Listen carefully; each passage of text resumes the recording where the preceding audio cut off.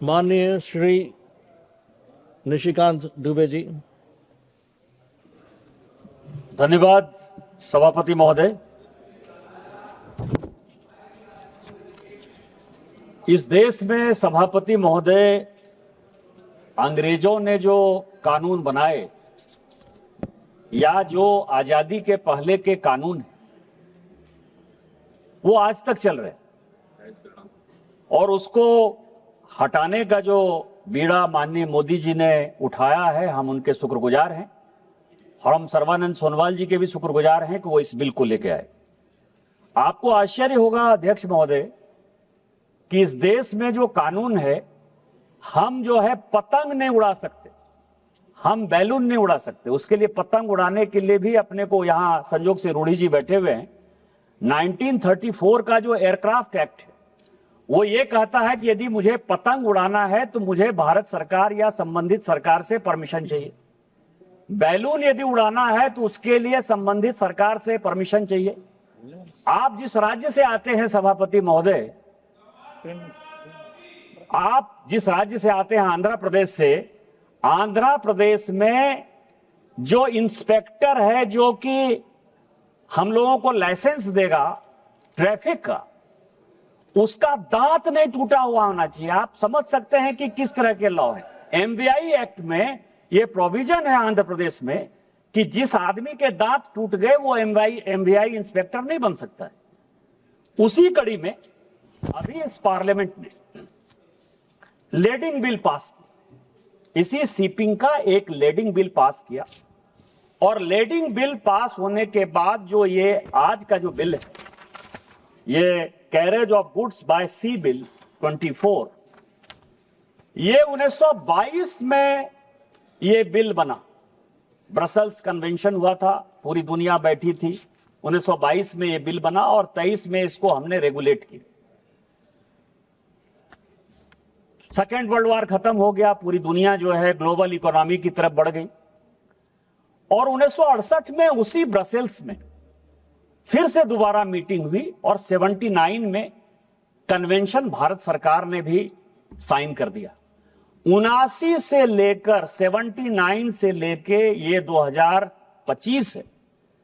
आप यदि तकरीबन जोड़ें तो 45 साल तक अंतर्राष्ट्रीय कन्वेंशन साइन करने के बाद भी मोदी जी को छोड़कर किसी और प्रधानमंत्री का, किसी और सरकार का, किसी और पॉलिटिकल पार्टी का ध्यान नहीं गया कि यह भी एग्रीमेंट था।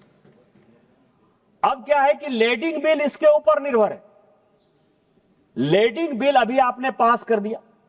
यदि यह बिल, लेडिंग बिल क्या है कि आप कहां से सामान लाएंगे, कौन सामान लाएगा, कितने वेट का सामान होगा, किस पोर्ट से चला, किसने उसमें एंट्री डाली, किसने उसमें जहाज में लोड किया और कौन अनलोड करेगा। मैंने आपको कहा कि इस तरह के सिचुएशन में पूरी की पूरी ट्रांसपेरेंसी हो जाएगी।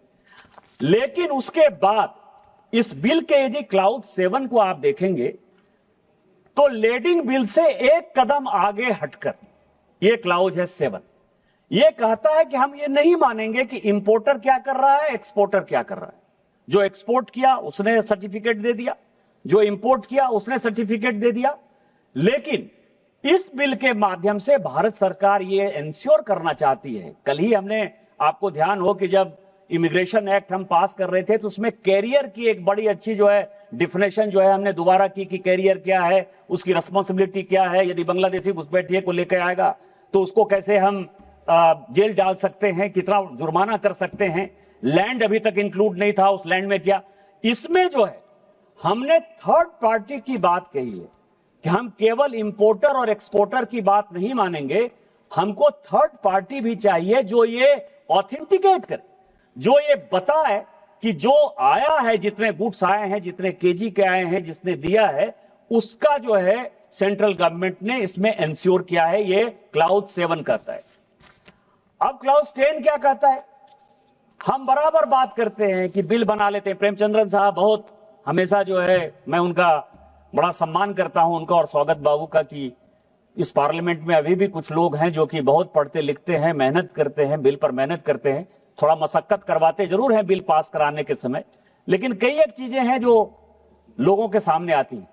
लेकिन इस जो क्लाउज 10 है इसका, ये कहता है कि कुछ भी करने के पहले या कुछ भी करने के बाद हमको जो है नोटिफिकेशन के लिए इस पार्लियामेंट के पास ही आना है।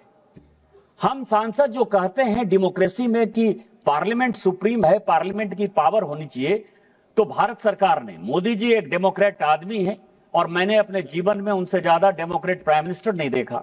उन्होंने इस डेमोक्रेसी के लिए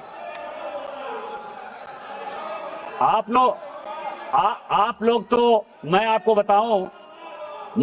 बताऊं आज जब धर्मेंद्र जी बोल रहे थे तो मुझे लगा कि धर्मेंद्र जी शायद कुछ अच्छी बात बोलेंगे। 17वीं 18वीं लोकसभा की वो बात कर रहे थे स्पीकर साहब। मैं आपको बताऊं कि धर्मेंद्र यादव जी इसी सदन के सदस्य थे और schedule caste Jasvir Singh Samajwadi party का सांसद, किसने पीटा इस वेल में उसका मैं गवाह हूं। जसवीर को किसने पीटा प्लीज तो मैं आपको बताऊं, या मैं जिनका बहुत सम्मान करता था और सभी पूरी दुनिया सम्मान करती है, मुलायम सिंह यादव जी, मुलायम सिंह यादव जी के ऊपर किसने केस किया मुझे बताने की आवश्यकता नहीं है। Please conclude sir, please conclude. इसके बाद जो अगला पॉइंट है सर, अगला पॉइंट ये है कि जो इंडियन कैरेज गुड्स एक्ट 1920, बस 2 मिनट में खत्म करूंगा, 25 को जो हम रिपील कर रहे हैं, उस रिपील में मैं आपको बताऊं कि जो सी है, सभापति महोदय, जो सी है और जो एयर, इन दोनों से यदि बाहर से कोई सामान आएगा तो वो कोई राज्य के पास, जैसे कस्टम है, एक्साइज है, उनकी एनफोर्समेंट एजेंसी है, उसका अधिकार आज तक जो है इस संविधान ने, भारत के संविधान ने किसी राज्य को नहीं दिया है। तो राज्य को यदि नहीं दिया है तो जब डिस्प्यूट खड़ा होगा, उसको पकड़ने की बात होगी, उसको पेनल्टी लगाने की बात होगी या उसके ऊपर कोई कार्रवाई करने की बात होगी, क्योंकि इस देश में 2 डिफिनेशन है, मेजर पोर्ट का और माइनर पोर्ट का। मेजर पोर्ट वो है जो भारत सरकार का है और माइनर पोर्ट वो है जो कि राज्य सरकार उसको लाइसेंस देती है और उसके आधार पर है। लेकिन माइनर पोर्ट के अलग कानून है, जो मेरीटाइम बोर्ड जो है, अलग अलग राज्य सरकारें जो है उसको कंट्रोल करती है। तो इस एक्ट में यह दिया है कि माइनर पोर्ट हो या मेजर पोर्ट हो, जहां भी समस्या आएगी उस समस्या के समाधान करने का पूरा अधिकार जो है वो केंद्र सरकार को होगा। इतने ऐतिहासिक बिल के लिए, क्योंकि समय कम है, मैं धन्यवाद जी, समय नहीं लेना चाहता, इतने ऐतिहासिक बिल के लिए मैं अपनी पार्टी भारतीय जनता पार्टी का, हमारे नेता माननीय मोदी जी का और सर्बानंद सोनोवाल जी का शुक्रगुजार हूं कि उन्होंने ब्रिटिश शासन के बनाए हुए रूल को खत्म करने का साहस किया। जय हिंद।